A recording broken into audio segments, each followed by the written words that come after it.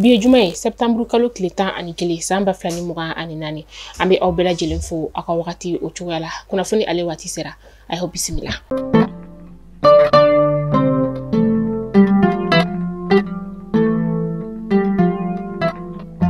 Kunnafoni daminɛ bi comité interministériel de gestion des crises et catastrophes maaw kɔni farala ɲɔgɔn kan kunu septembre kalo tile 10 san 2024 primature ale kɔnɔna la min ni a baara ɲɛmaya kɔni tun bɛ an ka ministre ɲɛmaa bolo n'o ye dɔgɔtɔrɔ Sogɛla Kokala Mayiga ye sigili yɛrɛ kɔni tun bɛ ka boli fɛn min kan o de ye ka se ka ɲɛfɔli kɛ ɲinan walanta ale hukumu o kɔnɔna la an bɛ wagati min na i n'a fɔ sisan nɔ ji kɔni ale walankatara ka don maaw siso olu kɔnɔna la ni maa caman yɛrɛ kɔni i ka so ni ka o bila ka i kunda kalanyɔrɔ olu kɔnɔna kan ministre min bɛ nɔ ni ale ɲɛsinen bɛ kalanko koɲɔgɔn ma ni o ye Amadu Si Sabani ale ye ɲɛfɔli kɛ an ka jamana ɲɛmaa ale yɔrɔ la a y'a yira k'a fɔ ko maa caman de kɔni bɛ kalanso olu kɔnɔna la kalanso caman bɛ yen nɔ olu kan ka lakuraya yanni walanta o wagati o cɛ o ni a ɲɔgɔnna caman an ka ministre ɲɛmaa ni o ye dɔgɔtɔrɔ Sogɛla Kokala Mayiga ye k'a bɛ hakililajigin kɛ k'a yira k'a fɔ ko san 2024 kana se san 2025 walanta ma kalanden bɛɛ lajɛlen kɔni lakana o ka kan. An ka kɛlɛkɛcɛw ka ɲɛma ni o y'u ka état major général ye k'a b'a da bɛɛ lajɛlen tulo kan k'a fɔ ko octobre kalo tile 9 san 2024 nɛgɛ kanɲɛ 11 o wagati fɛn min ye an ka fintigilakaw ye olu kɔni sera ka u yɛrɛ bɔ karogɛrɛndinɛ tigilamɔgɔw ka mugujugu jan kɔni o kɔnɔna o la min ni a kɛra segukaw olu fɛ yen nɔ ala ni an ka kɛlɛkɛcɛw ka hakili sigi u kɔni sera ka u yɛrɛ bɔ nin kɔnɔna la o kɔnɔna la sa an ka kɛlɛkɛcɛ damadama olu kɔni ye joginen mangamani ni ka o sɔrɔ karogɛrɛndinɛ tigilamɔgɔw ta fanfɛla la sa maa caman de bɛ olu la olu kɔni bɔnɛna u ni na u sera ka u ka kɛlɛkɛminɛnw ni ka olu minɛ u la ka taga se u ka kumabaraw o ni a ɲɔgɔnna wɛrɛ caman kɔni o ma an ka kɛlɛkɛcɛw ka ɲɛmaa ni o ye état major général ye k'a bɛ foli kɛ ni ka ɲɛsin kɛlɛkɛcɛ bɛɛ lajɛlen ma ani maa minnu bɛ yen nɔ ni olu joginna kala ka nɔgɔya kɛ olu ye ka tila ka hakilisigi ni ka o ɲɛsin jamana kɔnɔdenw olu yɔrɔ la ko bɛɛ ka hakili sigi ka sababu kɛ olu kɔni bɛ ka u ka baara kɛ a kɛcogo ɲuman o la u ɲɛ mana da karogɛrɛndinɛ tigilama kelen o kelen kan u bɛ dankari o la. Kiri min ni ale bɛ sen na ni o ye an ka jamana ɲɛmaa kɔrɔ n'o ye Ibrahim Boubacar Keita ala ma hinɛ n'ale la a ye pankuru min kɔni ni ka o san o kiri kɔni o bɛ sen na a kiri yɛrɛ kɔni tun bɔlen don a dɔgɔkɔrɔ min septembre kalo tile 24 u ye a dayɛlɛ kokura kiri yɛrɛ kɔni senfɛ sa an b'a ladɔnya k'a fɔ ko san 2014 sɛbɛnwari miliyari 130 o bɔɲɔgɔnko de bɛ yen nɔ min kɔni ni ɲɛma sɔrɔ o ta yɔrɔ o la maa 9 de bɛ yen nɔ minnu ni olu kɔni ka kan ka ɲage minisiri kɔrɔw b'a la ka taga se fintigilakaw olu ma ani fɛn min ye homme d'affaires ye ni o ye jamana sɔrɔba dɔw olu fɛnɛ ye ni bɛɛ lajɛlen kɔni bɛ kiri tigilamɔgɔw olu ka bolo kan ɲangini min bɛ ka ɲɛsin u ma sa o de ye k'a fɔ ko u ye yuruyuru kɔni ta ka ɲɛsin an ka jamana ka nafolo sɔrɔ sira o ma octobre kalo tile 9 san 2024 fɛn min ye kiriso kɔni o kɔnɔna sa u ye kiri kɔni ni ka ale sonsori fɔlɔ.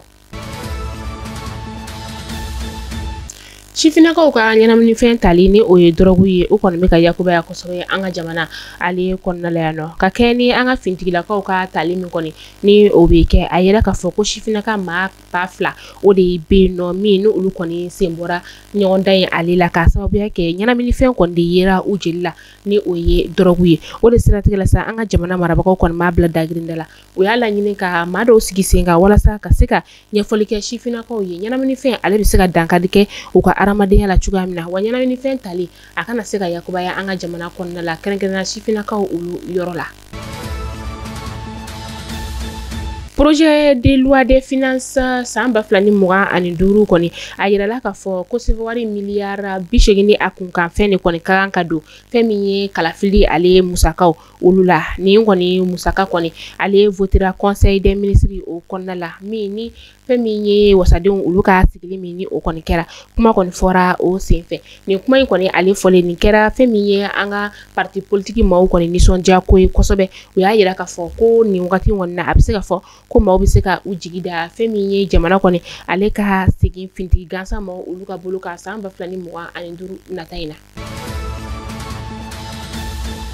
An ka minisiri min bɛ yen nɔ ni ale ɲɛsinnen bɛ environnement ni assainissement o ma a kɔni ye sɛbɛnfura bɔ ni k'a da maliyɛnden bɛɛ lajɛlen kulo kan k'a fɔ ko fɛn min ye ji kɔni ale walankatali ye ani ji kɔni ale yɛlɛli ye o kɔni bɛ ka kɛ sababu ye ni ka wagati yɛlɛma kɔni ka o se an ka jamana o kɔnɔna la o de siratigɛ la sa bagan minnu bɛ yen nɔ ni olu bɛ ji kɔnɔ ani bagan minnu bɛ gere kan olu bagan ninnu dɔw kɔni bɛ se ka bɔ u jɔyɔrɔ la ni ka taga u yɛrɛ sɔrɔ gere o kan walima dɔw bɛ se ka t'u yɛrɛ sɔrɔ ji la ni maa mun kɔni kɛra ni bagan ninnu kɔni i ye fɛn i ka i hakili sigi i ka se ka fɛn min ye eaux et forêts ma ka wele lase olu ma u ka se ka bagan ninnu ni ka u don bɛrɛ la.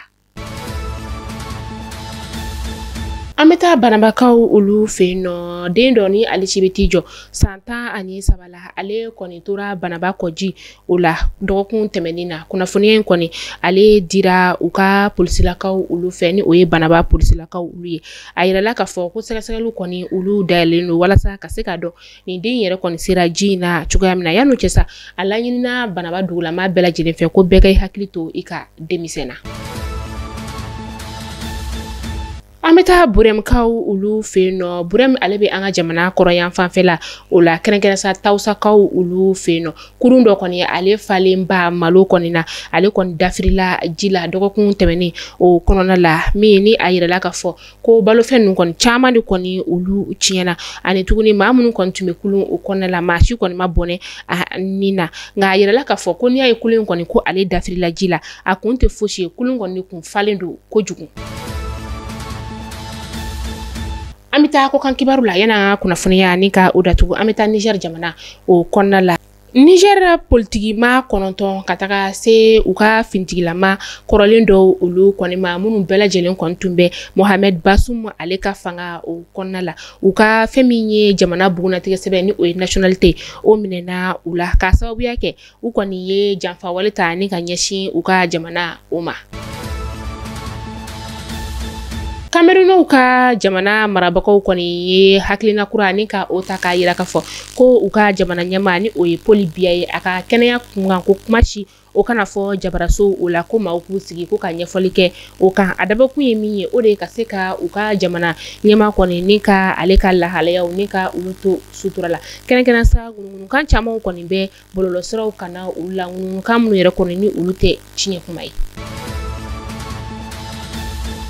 Ka kunnafoniya datugu ni Ukraine jamana ɲɛmaa ale ka lahalaw ye kunu ala Musa ale kɔni bɛ yala la jamanaw olu kɔnɔna la min ni a bisimila Faransi jamana ɲɛmaa o fɛ kilelafana tɔw dunna wagati min na yan'o cɛ sa a taara Royaume-Uni-kaw ka jamana o kɔnɔna la nin wagati in na fɛn min ye Russie ni Ukraine ye olu kɔni bɛ ɲɔgɔn na min n'u bɛ kɛlɛ la a bɛ wagati caman o bɔ Ukraine jamana ɲɛmaa ni o ye Volodymyr Zelensky ye ale kɔni bɛ a ka tournée olu la ka kɛ ni fɛn min ye Russie kɛlɛkɛcɛw kɔni bɛ ka tourner ni ka don ale ka jamana o kɔnɔna la. Mali kunnafoni jabaranin na jabaw aw kulo garisɛgɛ kɛra ni kunnafoni damadama de bi an ye min sɔrɔ ni ka da aw kelen-kelen bɛɛ lajɛlen kulo kan aw ni ce aw ka lamɛnni ko ɲuman na aw k'an bɛn donna nataw la kunnafoni kuraw olu kɛnɛ kan.